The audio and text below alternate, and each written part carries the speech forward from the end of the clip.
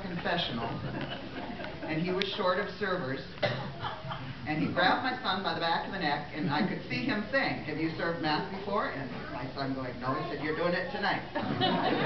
Unfortunately, it was during Lent, and my son had to carry a candle, and Father, you don't know what I went through. I was so sure he was going to burn the church down. You'll never know. But I thank you, too, for everything you've done, and ask you to just continue to keep us in your prayers as we'll keep you in ours.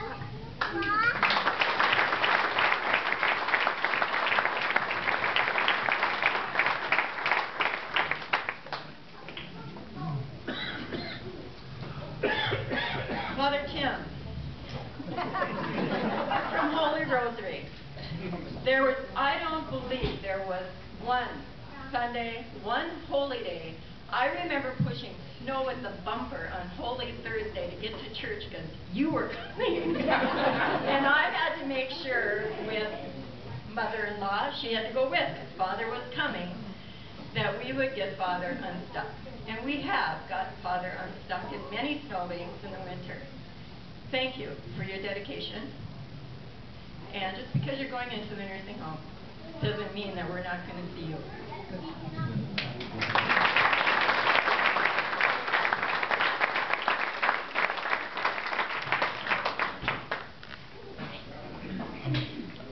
I have to say, talk about Father's booming voice. You could always tell it happened about twice in 19 years where he wasn't feeling well, where he didn't quite have that voice he always had. And it seems like now he has that booming voice back, but it was about twice in 19 years that he didn't quite have the strength that he had all the time. Thank you. My name is Paul Noah. I'm one of Father Tim's nephews. Ann touched on a lot of the things with the family. We have a little bit different perspective with Father Tim and Father Dan over the years. Just the blessing. The last few years, my wife is from Stevens, so I would have the opportunity to come up and see Father Tim for Sunday Mass, and sometimes it was announced and sometimes not. But he had his voice. A little bit slow moving around the altar, but he never needed a microphone. He's really been a wonderful inspiration to all of us for so many years.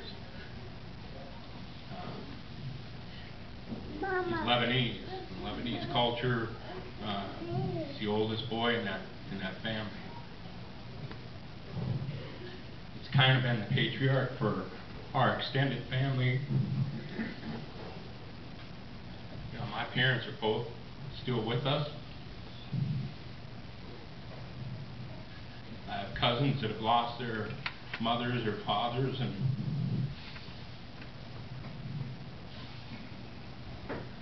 Father Tim has kind of shouldered the load. He's the one that people turn to. His advice is rock solid, generally very simple, always right.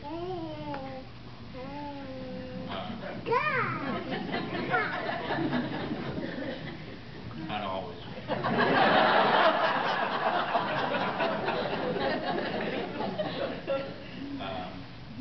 Glad Father touched on the DNR stuff, so I don't need to touch on that. But I will say we've gone fishing the last several years, and he's always had a license.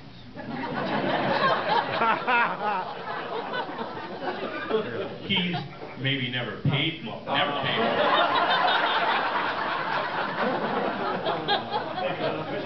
I think you're getting a little deep right now, Paul. Sometimes didn't know he had a license.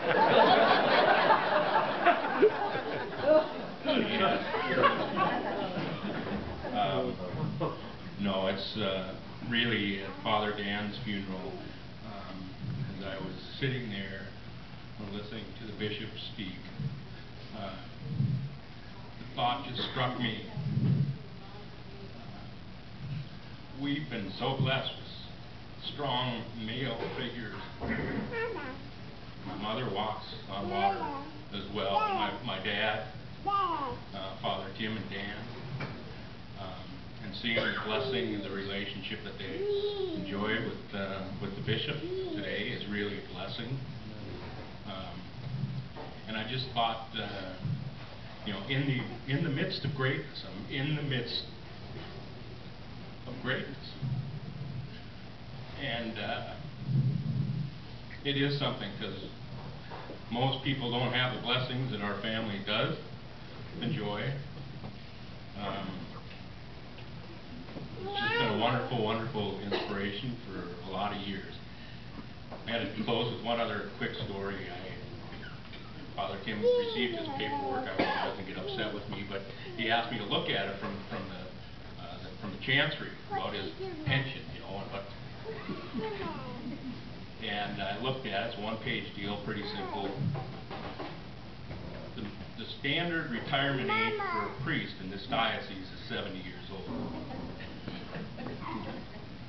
Father Tim's pension is calculated off of 234 months past 70 years old.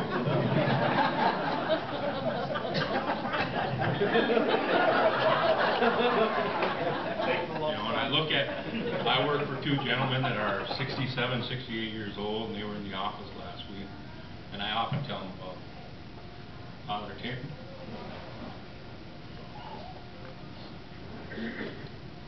Father Tim and Dan, and I showed him. I said, you guys, you're on this side of 70. Take a look at this. You get somebody that loves what he does. 89 years old. Loves what he does. Whatever your vocation, whatever you do, if I'm loving what I'm doing at 89, God bless it. Wonderful inspiration. You'll be around for a long time. Enjoy this transition. And thank you. And thank the community. It's been a wonderful blessing knowing that just how he engages and enjoys the relationships. You know, we were down, I serve on the St. Anthony's Parish Council, and we're part of the diocesan council, and the deanery down there was engaged last fall about how does the bishop in the Fargo Diocese and the priest relate? How can they better engage the communities and the people that they serve? And you know, I just instinctively like, well, you could be a lot like Father Tim. I mean, he engages people. You look at this picture, 1949, he's coaching a hockey team. You know, I think priests, you do everything that you like, enjoy it. You know, you're not checking all of that at the door. Enjoy those things and engage people at the level of everyday life, whether it's hunting, fishing, hockey. You increase their faith, they become better people, and the world's a better place. It's just, there's so many things that I am inspired by, and I love you, and enjoy this transition.